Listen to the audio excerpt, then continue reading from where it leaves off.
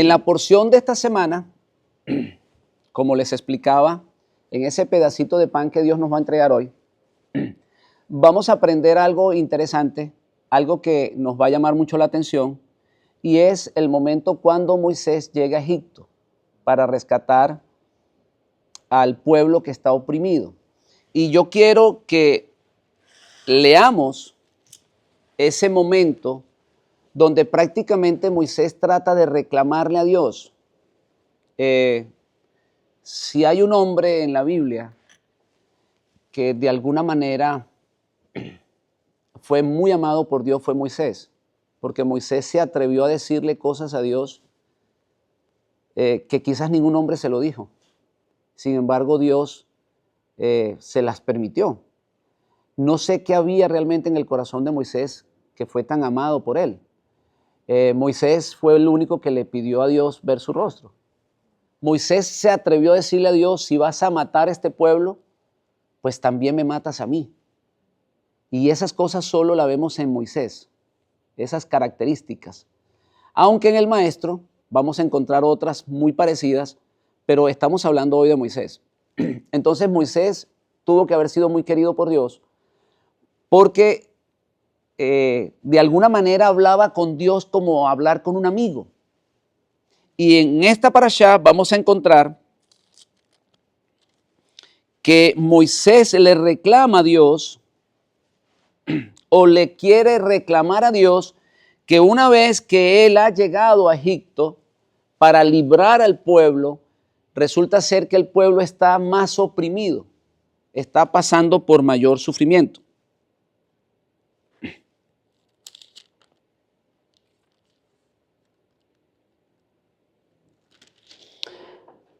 Quiero buscar la porción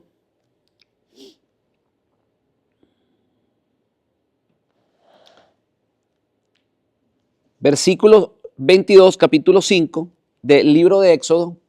Ya Moisés le ha dicho a Faraón que debe soltar su pueblo en el capítulo 5 y Faraón le dice, yo no lo voy a soltar y ustedes lo que están es buscando excusa porque no están trabajando lo suficiente, así que yo les voy a dar que fabriquen más ladrillos y no solamente van a fabricar los ladrillos, sino que tienen que buscar la paja para fabricar los ladrillos. Ya la paja no se la daba el faraón, sino que ellos tenían que prácticamente hacer una doble tarea. En otras palabras, Faraón lo entendió como que si estaban ociosos, no tenían nada que hacer y por lo tanto les endureció la tarea para que ellos dejaran o desistieran de ir al desierto a servirle al Dios de los hebreos. Entonces en el versículo 22 del capítulo 5 dice, entonces Moisés se volvió a Hashem y dijo, Señor, ¿por qué afliges a este pueblo y para qué me enviaste? Por eso les estoy tratando de explicar que Moisés es una persona, capítulo 5, libro de Éxodos, versículo 22. Éxodo 5, versículo 22 en adelante. O sea, ya el capítulo 5 está hablando de lo que está sucediendo con el pueblo. Y en el el versículo 22 dice, entonces Moisés se volvió a Hashem y dijo, Señor, ¿por qué afliges a este pueblo? Fíjense, hermanos, que Moisés le dice, ¿por qué lo estás afligiendo? ¿Quién lo estaba afligiendo? Faraón. Pero Moisés le reclama a Dios. Porque Moisés sí entiende lo que nosotros tratamos de explicarle acá a las personas. Cuando el hombre golpea al perro con un palo, el perro ataca al palo. Porque piensa que es el palo el que le pega. Pero en este caso, Moisés sí entendió que el que estaba afligiendo el pueblo era Dios, no Faraón. A pesar de que Faraón era el que daba la orden para que trabajaran más duro, para que llevaran más látigo. Fíjense lo que le dice, ¿por qué afliges a este pueblo? Porque desde que yo vine a Faraón para hablarle en tu nombre, ha afligido a este pueblo y tú no lo has librado o tú no has librado a este pueblo. No solamente que le dice, lo estás afligiendo, sino que no lo has librado. Miremos que hay dos cosas que él le reclama. Primero le dice que por qué lo aflige. Y luego le dice, ¿por qué no lo sacas? Entonces mire lo que dice el Eterno. Hashem respondió a Moisés, ahora verás lo que yo haré a Faraón, porque con mano fuerte los dejaré ir y con mano fuerte los echaré de su tierra. Habló todavía Dios a Moisés y le dijo, yo soy Hashem. Y yo quiero detenerme acá.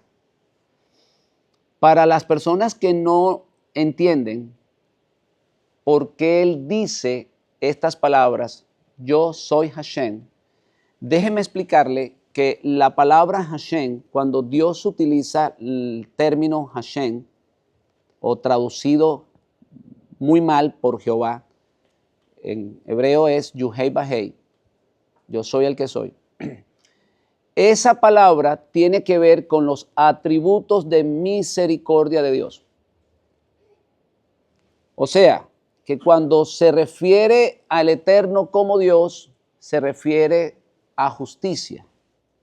Pero cuando se refiere al Eterno como Yuhei Bahei, se refiere a el Dios de misericordia. En otras palabras, para que nosotros podamos comenzar la enseñanza, tenemos que entender esto. Si no entendemos esto, no lo vamos a lograr. Él le dice a Moisés, ¿sabes una cosa, Moisés? Yo soy Hashem. Y aparecía Abraham, a Isaac, a Jacob como el Dios omnipotente, mas en mi nombre Hashem no me di a conocer a ellos. También establecí mi pacto con ellos de darle la tierra de Canaán, la tierra en que fueron forasteros, en la cual habitaron. Y asimismo yo he oído el gemido de los hijos de Israel. En otras palabras, Moisés, no me tienes que decir absolutamente nada de esto. Yo soy misericordioso, yo le hice un pacto, o yo hice un pacto con Abraham, le dije a él que le iba a entregar una tierra, así que yo estoy al tanto del sufrimiento que están pasando los hijos de Israel, pero yo soy misericordioso. Versículo 6. Por tanto dirás a los hijos de Israel, yo Hashem, yo los sacaré debajo de las tareas pesadas de Egipto y los libraré de servidumbre y los redimiré con brazo extendido y con juicios grandes. Y os tomaré por mi pueblo y seré vuestro Dios y vosotros sabréis que yo soy, fíjense lo que dice, Hashem, vuestro Dios. Yo soy Yuhei Bahei, su Elohim. Y quiero detenerme hasta aquí. Bien, explicábamos que Moisés le está reclamando a Dios ¿qué cosa? Que él ha llegado a Egipto, que él se suponía que venía a liberar al pueblo, pero cuando él llega a Egipto, Faraón, ¿qué hace? Aflige de una manera extraordinaria al pueblo y Moisés, con toda su sabiduría y todo su conocimiento, no entiende lo que está pasando. Y entonces viene y le reclama a Dios. Y le dice, bueno, ¿cómo es posible que tú me dices que lo venga a liberar y ahora resulta que el pueblo está todavía sufriendo mucho más que antes de que yo llegase? ¿Cómo es posible que me mandaste a liberarlo y no lo estás liberando? Entonces, Hashem tiene que recordarle algo a Moisés. Parece que a Moisés se le ha olvidado. ¿Por qué, hermanos? Porque en medio de las aflicciones y en medio de las tensiones nos olvidamos de muchas cosas. Entonces, Dios tiene que recordarle a Moisés que Él lo está liberando porque Él dio ¿qué cosa? Su palabra. Es lo primero que tenemos que recordar aquí. Yo los estoy librando porque yo le dije a Abraham que lo iba a hacer. Y mi palabra tiene peso, mi palabra tiene valor. Yo no la voy a dejar caer en tierra. Lo que yo dije se va a cumplir. Eso es lo primero que tienes que entender, Moisés. Lo otro que tienes que entender es que yo soy un Dios misericordioso. Tengo misericordia para con los descendientes de Abraham. Así que no te preocupes, yo los voy a sacar y yo los voy a llevar a la tierra que les prometí a Abraham, que les prometí a sus padres. Allá los voy a entregar, hasta allá los voy a llevar. Entonces Moisés regresa otra vez a Faraón y se da cuenta que Faraón, ¿qué pasa? Tiene el corazón endurecido. Acaba de oír que él los va a sacar, acaba de oír que Dios va a cumplir su palabra, pero cuando él retorna a Faraón, Faraón tiene el corazón endurecido y allí es donde comienza el proceso ¿de qué? De las famosas plagas. Hablábamos esta semana, que las personas piensan que el proceso de las plagas fue cuestión de días. O sea, que se terminaba una plaga e inmediatamente comenzaba otra. Pero no era así. El pueblo le tocó esperar mucho tiempo para salir de Egipto. Las plagas no se producían instantáneamente. Eran un proceso. No se sabe exactamente cuánto tiempo, pero no era que terminaba una y comenzaba otra. Porque, hermanos míos, entiendan esto. ¿Cómo ustedes van a creer que a Faraón le caen 10 plagas seguidas o les tiene que caer 10 plagas seguidas para soltar al pueblo? Si con 2 plagas seguidas, él ya lo hubiese soltado. Porque se da cuenta que es demasiado golpe al mismo tiempo. Entonces, ¿qué hace Dios? Paulativamente. Él envía una plaga, Faraón mira la plaga o Egipto mira la plaga, la pueden absorber, Moisés quita la plaga y entonces les da un tiempo de receso. Y en ese tiempo de receso, ¿qué está pasando? Faraón piensa que no va a haber más plaga. Entonces sigue con el corazón endurecido.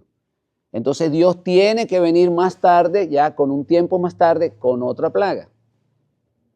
Y vuelve otra vez Faraón a enfrentarse a la plaga, al pueblo a sufrir, y entonces ¿qué hace? Le clama a Moisés y Moisés retira la plaga. Pero una vez que Moisés retira la plaga, la retira por un tiempo. Y allí vuelve otra vez Faraón a endurecer su corazón. O sea, no fue algo que sucedió instantáneamente una detrás de la otra, sino que había lapsos de tiempo. Esa era la razón por la cual Faraón endurecía su corazón. O sea, vamos a decir que le daban un break. Como le daban un break, él decía, bueno, pues con este break yo ya creo que ya no va a venir otra, ¿cierto? Y por lo tanto, entonces él endurecía el corazón. Entonces, eso es una de las cosas que tenemos que comprender. Allí comienza el proceso de las plagas y el proceso de las plagas, hermano, no fue cuestión de un mes, 2 meses, un año. Se cree que fueron varios años. Y durante varios años, Faraón estaba negociando con Moisés. Moisés venía a la presencia de Faraón, le pedía que dejara salir al pueblo y mientras tanto Faraón tomó eso como especie de un juego, pensó que nunca iba a llegar realmente lo difícil que era la muerte del primogénito y él seguía, digamos, vacilando o no cumpliendo con su palabra y por lo tanto el pueblo estaba sufriendo muchísimo. Entonces, vamos a regresar a lo que Dios le dijo a Moisés. Yo di mi palabra, yo voy a sacar al pueblo. Y Moisés está viviendo esta situación. Fíjense, Moisés está atravesando una situación difícil porque llegó un momento que los hijos de Israel comenzaron a ver a Moisés como un problema, no como una solución. Llegaron un momento a decir o a pensar que la presencia de Moisés en Egipto estaba causando eso. Que era mejor que Moisés no estuviese allí. Por eso la palabra de Dios dice que los hijos de Israel no querían oír la voz de Moisés. No querían oírle. Imagínense cómo se siente un hombre que ha sido encomendado por Dios, tiene una misión de parte de Hashem para ir a liberar un pueblo, y cuando está haciendo todo lo posible para hacerlo y le está clamando al cielo para que eso suceda, siente que las personas que están oprimidas le están reclamando y le están culpando a él. ¿A ustedes no les suena eso parecido a la persona que predica la palabra? ¿No se han dado cuenta de eso? Que la historia se repite. Una persona que trae un mensaje de parte de Dios, por lo general es rechazado. Y esa situación la vivió Moisés. ¿Por qué? Porque él le decía que Dios los iba a liberar y ellos no miraban la liberación. O por lo menos no todo el mundo miró la liberación.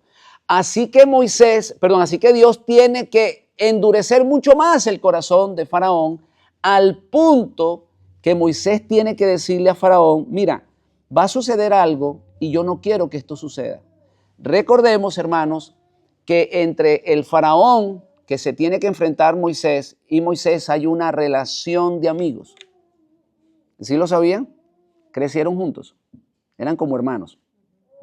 Sí lo sabían, ¿no? Entonces, Moisés de alguna manera, él siente dolor por el endurecimiento del corazón de Faraón. Y él le dice: ¿sabes qué? Va a suceder algo y no quiero que suceda.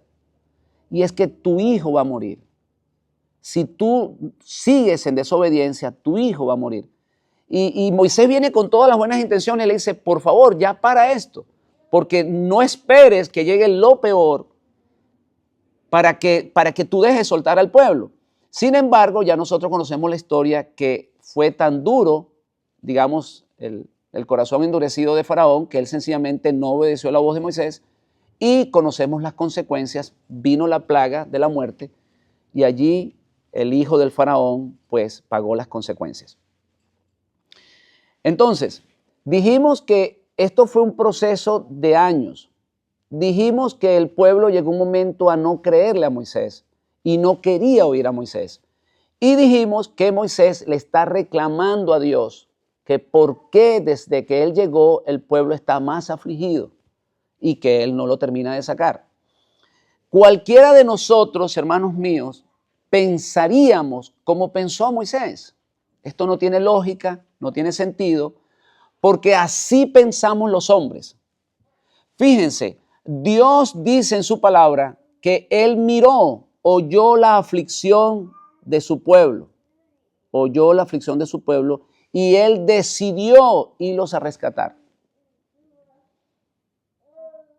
O sea, Él oyó la aflicción de su pueblo y decidió irlos a rescatar. La pregunta que nosotros nos hacemos: ¿qué tan sincera era esa aflicción? ¿Será verdaderamente que ellos querían tener, digamos, menos trabajos en Egipto? ¿Será verdaderamente que lo que ellos estaban clamando era para que no se les castigase tan duro como se les castigaba? ¿O será que verdaderamente ellos querían salir de Egipto? La palabra solo dice que ellos estaban afligidos, pero no dicen qué eran realmente las intenciones de su corazón. Porque tú puedes estar afligido, tú puedes estar pasando por una situación difícil y lo que hay en tu corazón es conseguirte un mejor trabajo o irte a un mejor país donde te paguen mejor y tú resolver esa situación que tienes. Tú estás afligido y tú colocas tus esperanzas en un mejor sueldo, en una mejor entrada, en una mejor vida. Pero la pregunta que nosotros nos hacemos: ¿verdaderamente estás decidido a salir de ese sistema que te ha oprimido? ¿Tienes sed y justicia por un sistema distinto, por algo nuevo, por llegar a la tierra prometida? Pues pareciera que no eran las intenciones de Israel ese. Pareciera que las intenciones de Israel era que Faraón les quitara solamente la carga que ellos tenían encima. Pareciera que ellos no querían salir de Egipto, hermanos. Y esa es la razón por la cual Dios endurece el trabajo en Egipto. Esa es la razón por la cual Dios endurece el corazón de Faraón. Hermanos míos, cuando leemos algo en las Escrituras, necesitamos tener mucho cuidado y necesitamos sacarle la esencia de lo que estamos leyendo. Endurecer el corazón de Faraón significa algo. O sea, le voy a permitir a Faraón que golpee más a mi pueblo. Porque cuando él cuando él se cierra en su pensamiento, él decide no dejar al pueblo. Y fíjense que la decisión es darle más trabajo, afligirlo más. O sea, era Dios quien endurece el corazón de Faraón para que Faraón actúe con más fuerza, con más dureza. ¿Y saben para qué, mis hermanos? Para que el pueblo verdaderamente entienda que no necesitan un recreo, que necesitan una liberación. Tú no necesitas más dinero, tú no necesitas una mejor casa, tú necesitas libertad. Y el pueblo de Israel no lo entendía. Estaban buscando una mejoría, digamos, económica. Estaban tratando de buscar una mejoría en su trabajo, pero no estaban con su corazón sincero de anhelar la tierra que Dios les había prometido a Abraham. Y esa es la razón, hermanos míos, por la cual Dios endurece el corazón de Faraón para que aflija con mucho látigo, con mucho trabajo el pueblo, para que el pueblo sienta la necesidad de entender que Egipto no era el destino de ellos. Hermanos míos, si nosotros no entendemos que Egipto no es nuestro destino, estamos en graves problemas. Recuerden cómo termina José en Egipto, embalsamado en una tumba. ¿Sabe qué quiere decir eso? Que en Egipto solo encontrarás la muerte. Se lo voy a explicar cómo lo dice el apóstol Pablo. El que vive para la carne morirá, pero el que vive para el espíritu vivirá. Egipto representa eso. Egipto representa para qué tú estás trabajando, para satisfacer los deseos de tu carne, para decir yo tengo una mejor casa, para decir yo tengo un mejor carro, para decir yo voy a darle una vida a mis hijos que yo no pude tener. Eso representa Egipto. No estamos diciendo que está malo. Estamos diciendo que si vives exclusivamente para eso, ese es el Egipto que tú has escogido. Y recuerda cuál va a ser tu final. A nosotros no se nos prometió un Egipto. A nosotros se nos prometió ¿qué cosa, hermanos míos? Una tierra distinta. Una tierra que no necesitamos regar el agua, regar las plantas, perdón. Porque quien la riega, ¿quién es? Es el Eterno. Él enviará la lluvia del cielo. ¿Sabe qué quiere decir eso? Una tierra donde el hombre está en comunión con el Padre.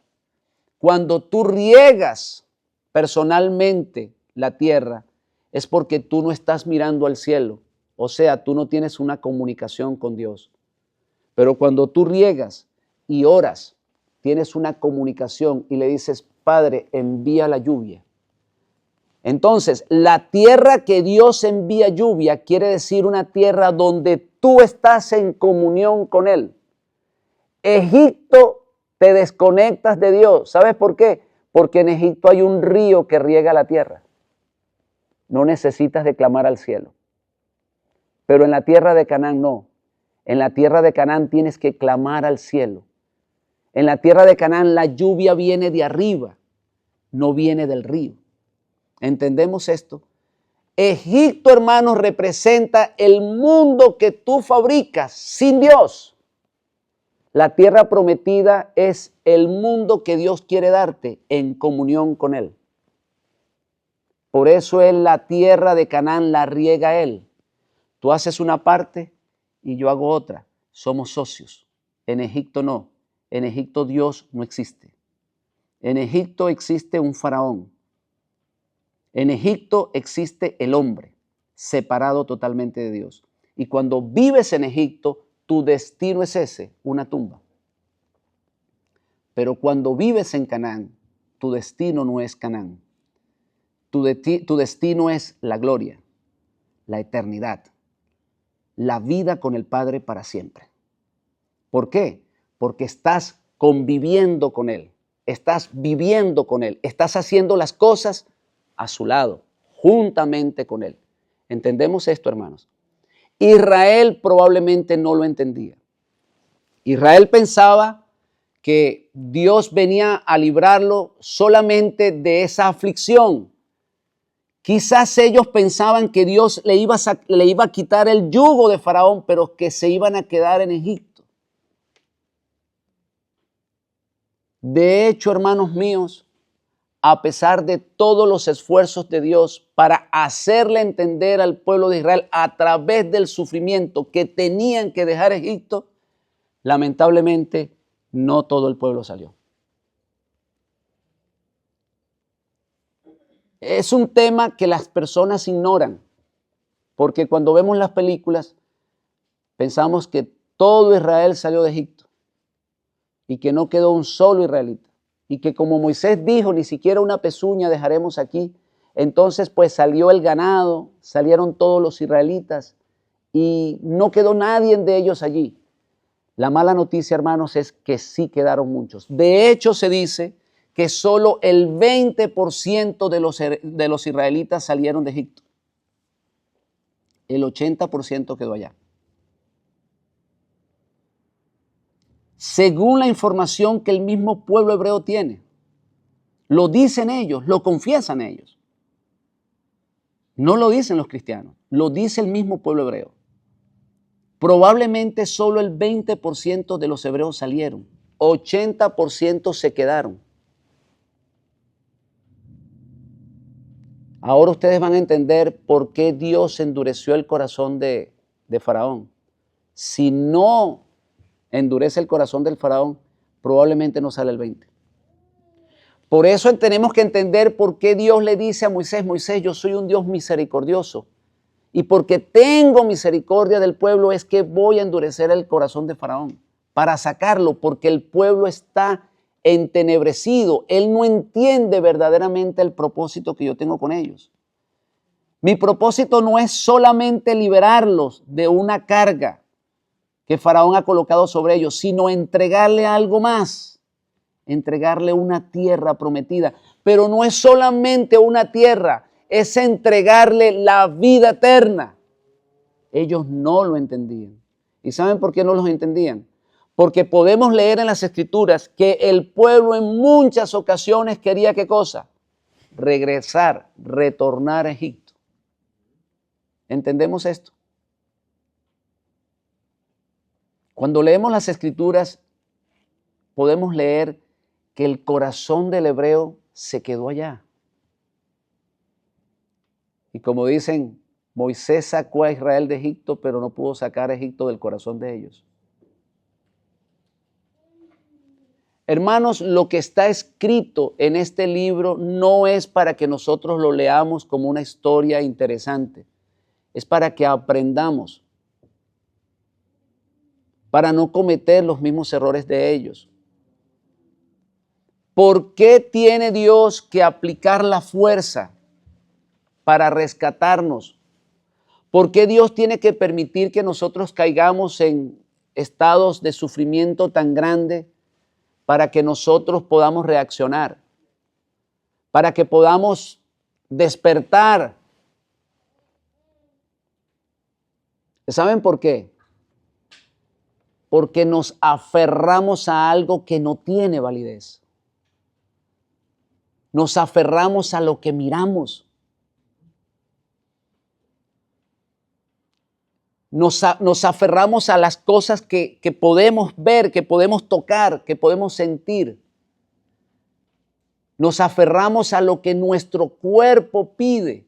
Pero hermanos, dentro de nuestro cuerpo hay un alma que no pide ver cosas, que siente aunque no mire, que sabe y está segura de que existe algo aunque no la puede ver. Y tenemos que darle chance al alma. Tenemos que darle libertad al alma, tenemos que darle fuerza al alma para que ella pueda alcanzar el objetivo. Cuando vivimos exclusivamente para los deseos de la carne, dice el apóstol, que moriremos. ¿Por qué? Porque vivimos para las cosas que vemos, para lo que podemos lograr. Y esas cosas, hermanos, sí se pueden tener, pero sin perder la misión y la visión que Dios tiene para nosotros.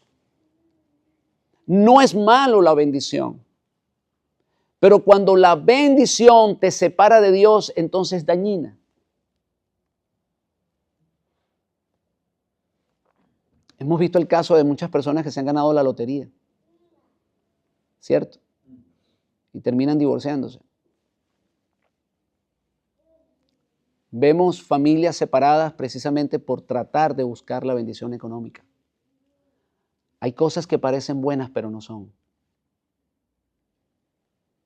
No siempre el dinero es una bendición, hermanos míos. Hemos visto artistas, jugadores que le dan un buen contrato y lo primero que hacen es comprarse un carro deportivo, salen a manejar el carro y terminan muertos en la autopista. Vemos un artista que se compra una avioneta y ¡pum!, se cae. Creo que en estos días sucedió algo así. Entonces, no siempre la bendición es buena. No siempre es buena. Hemos visto personas, conocemos muchísimos artistas, personas con éxito que sus matrimonios son un desastre. Porque no saben manejar, hermanos, la bendición que tienen. Entonces, la bendición es buena cuando va acompañada de la sabiduría que Dios nos entrega. Cuando nosotros, hermanos, usamos la bendición para el beneficio de nuestra alma, para alcanzar el reino de los cielos. Cualquier hombre, hermanos, que es bendecido de parte de Hashem y administra ese dinero para alcanzar el reino de los cielos, déjeme decirle que tiene la aprobación del Padre y será bendecido. No le faltará nada en su casa. Cuando una persona realmente entiende que no vivimos solamente para estar aquí 80 años, 60 o 70, los años que vayamos a tener acá en la tierra, sino que vivimos para alcanzar una meta mucho más grande, una corona de vida eterna, entonces él invierte en eso. Hermanos, la mejor inversión que ustedes pueden hacer es invertir en el reino de los cielos. Por eso el maestro dijo, buscad primeramente el reino de los cielos y su justicia y todas las demás cosas vendrán por añadiduría. Nosotros venimos a este país y la gran mayoría de las personas vienen a este país en busca de una mejoría económica. Y pensamos que porque conseguimos una mejoría económica ya hemos coronado y compramos la casa de nuestros sueños, el carro que nunca tuvimos en nuestro país y estamos contentos con eso. Y nos conformamos con las migajas, hermanos. Y si enfocamos nuestra vida exclusivamente en eso, perdemos la misión de la tierra prometida. Perdemos, hermanos, lo que Dios tiene para nosotros, que es la vida eterna. Entonces, Dios, cuando mira nuestro corazón que se está endulzando con esas cosas, le dice a Faraón, le coloca el corazón o endurece el corazón de Faraón. O sea, hace que el sistema comience a golpearte. Hace que no quedes totalmente feliz con lo que estás viviendo. Y cada vez, hermanos, que tú estás en ese sufrimiento, solamente quiero que recuerdes algo. Dios te está rescatando. Dios te está despertando y lo está haciendo porque te ama, porque no quiere que te conformes con ese sistema, porque Él tiene algo mejor para ti.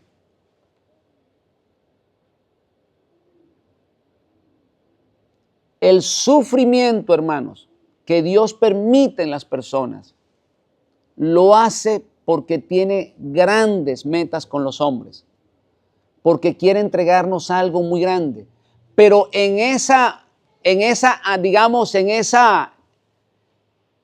ese sueño letal que el hombre logra entrar por tratar de alcanzar las cosas materiales, Dios tiene que despertarlo. Cuando nosotros encerramos nuestro corazón y colocamos o enfocamos nuestra vida para alcanzar las cosas materiales nada más, entonces quedamos adormecidos, quedamos anestesiados por eso. Y allí es donde Dios tiene que intervenir con golpes. Explicaba esta mañana que cuando una persona cae en el hospital y se le para el corazón, ¿qué le dan? Le dan choques eléctricos, golpes. Su corazón está dormido, paralizado. Y podemos mirar, digamos, en videos que a las personas le colocan esos choques eléctricos y la persona se levanta de la camilla. ¿Lo han visto? ¿Sabes qué le están dando? Golpes. Porque está anestesiado, está dormido, su corazón está paralizado. Y de la misma manera, Dios dará golpes al alma cuando el alma está dormida. Cuando dejamos dormir, anestesiar el alma, Dios nos dará golpes para despertarnos. ¿Y sabe por qué lo va a hacer? Para que recordemos que somos seres vivos. Porque cuando sentimos dolor, estamos vivos. Cuando no sentimos dolor, estamos muertos. Entonces el dolor, hermanos, es el método que Dios usa para que nosotros entendamos que estamos vivos. Y cuando estamos sufriendo, debemos entender que Dios no nos está castigando, Dios nos está rescatando. Que somos nosotros los que no queremos ser rescatados. Yo recuerdo en ocasiones cuando las personas están ahogándose en el mar, se han visto que muchas veces los salvavidas tienen que golpear a la persona. ¿Sí se han dado cuenta de eso? La golpean, prácticamente la noquean para que se quede, digamos, ¿cómo se dice? Sí, pero ellas quedan inconscientes. Y cuando están inconscientes, entonces es más fácil de sacarla. La pueden coger y la pueden sacar a la orilla. Porque cuando a ella cuando la persona la están rescatando, la persona comienza a mover las manos y comienza, digamos, en ocasiones a hundir al salvavidas. Entonces al salvavidas no le queda de otra que golpearla. Y a veces nos pasa eso con el Eterno. Dios tiene que golpearnos, hermanos, porque cuando nos está rescatando comenzamos a golpearlo, a reclamarle, a decirle, ¿por qué me está pasando eso? Está pasando eso porque tú permitiste llegar allí. Dios nunca quiere golpearte, pero si lo hace es porque no le estás oyendo. Cuando le oyes, Él no te golpea. Cuando tú le hablas a un hijo y el hijo obedece, no lo golpeas, lo premias. Pero cuando lo llamas, le reclamas en muchas ocasiones, pues no te toca de otra que golpearlo. ¿Y sabes por qué lo golpeas? Porque lo amas y no quieres que se pierda. Exactamente le sucedió a Israel en Egipto. Israel se iba a quedar. Y Dios, hermanos míos, endureció el corazón del faraón para rescatar a su pueblo.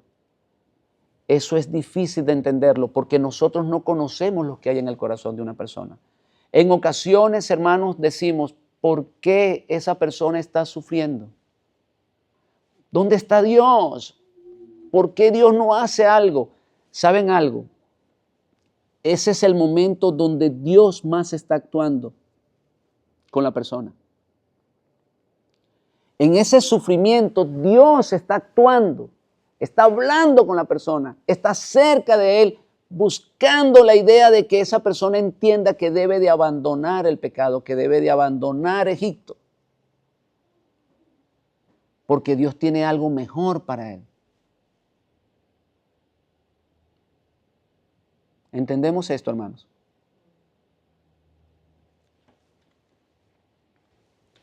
Hay dos razones por las cuales nosotros caemos en ese estado de anestesia, de quedar dormidos totalmente en el pecado.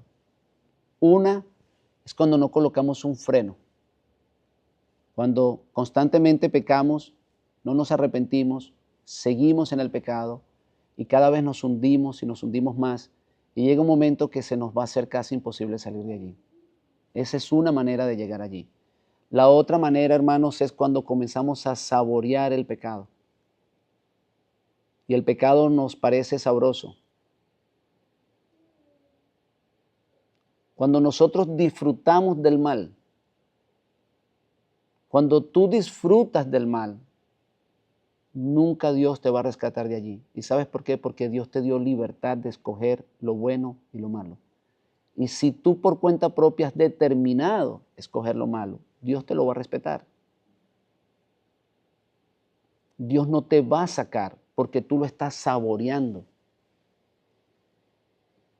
Y tenemos que tener cuidado. Por eso explicábamos la semana pasada de la necesidad de predicar la palabra y de predicar la ley. Porque la ley es lo que te hace entender a ti lo que es malo y lo que es bueno. Y cuando tú comienzas a saborear lo malo, pero hay una ley que te dice que no está correcto que tú lo hagas, tú le puedes poner un freno a eso. Por eso el Saulo de Tarso habla de que la ley es como especie de un freno para detener el pecado. Si tú no tienes conocimiento de lo que es malo, tú vas a seguir haciéndolo y lo vas a saborear. La única manera que no lo saborees, ¿sabes cómo es? Que tengas el conocimiento de la Torá, que tengas el conocimiento que te dice que el pecar es malo, que el adulterio es malo, que la fornicación es mala, que tener un Dios ajeno es malo, es condenado por Dios y que todas estas cosas te llevarán a la muerte. Cuando tú tienes ese conocimiento, entonces tú no lo saboreas, lo pruebas. Pero ¿sabes qué pasa? Después que te lo comes, te sabe amargo. Al principio sabe dulce, pero luego sabe amargo. Y mientras tú tengas el conocimiento de la ley, hermanos míos, vas a ir a buscar el arrepentimiento. Pero si no tienes el conocimiento de la ley, no lo vas a hacer. Porque para ti el pecado es dulce. Porque no hay algo dentro de ti que te dice que realmente no lo es. Que parece dulce, pero no lo es. El árbol prohibido, ¿qué cosa era? Era codiciable. ¿Era qué cosa? Era agradable a la vista. Pero una vez que ella lo probó, ¿qué sintió? Que no era lo que ella pensaba que era. Así es el pecado. Y nosotros necesitamos, hermanos, eso. Saber lo que es pecado para no saborearlo. Porque cuando nos enamoramos del pecado y saboreamos el pecado, Dios no hará nada para sacarnos de allí. Entienda esto, hermanos míos. Cuando usted está orando por una persona para que sea libre, pero esa persona a su vez está disfrutando del pecado, Dios no lo va a sacar. ¿Saben por qué? Porque Dios le dio el libre albedrío. Esa persona determinó escoger lo que Dios le ofreció. Quien se lo ofreció fue Dios. Si Dios le dijo, yo pongo delante de ti lo malo y lo bueno, y tú escoges lo malo, Él no te puede reclamar porque Él fue el que te lo colocó a ti. Él fue el que te lo ofreció. La bendición, la maldición. Lo más que Él hace es darte un consejo. Escoge lo bueno para que vivas y para que vivas y para que viva tu descendencia. Eso es lo más que Él te hace. Pero una vez que tú tomas la determinación de escoger lo malo, Él no va a estar en contra de eso. Recuerden lo que pasó con Caín. Caín tomó la decisión de ser extranjero en la tierra. Dios no se lo prohibió. Él tenía la decisión de hacerlo. Dios se lo recordó. Tienes la decisión, tienes el poder de decidir entre lo malo y lo bueno. Tú escoges. Caín escogió lo malo. Dios no se lo impidió. Le dijo, perfectamente puedes andar por el mundo. Así que hay dos cosas, hermanos, que te encierran en el pecado. Y una es saborear el pecado, cuando le encuentras sabor, cuando disfrutas de eso. Y la otra cosa es, hermanos, cuando no le das freno, cuando no colocas un freno, cuando vas cayendo, permites que el pecado siga consumiendo tu vida, te vas envolviendo y llegas a un estado de oscuridad profunda. Pero si tú tienes el conocimiento de la Torá, si tú sabes que esas cosas no están correctas delante de Dios, y tu alma lo sabe, tu alma tiene que saber también que Dios te puede dar la oportunidad de retornar.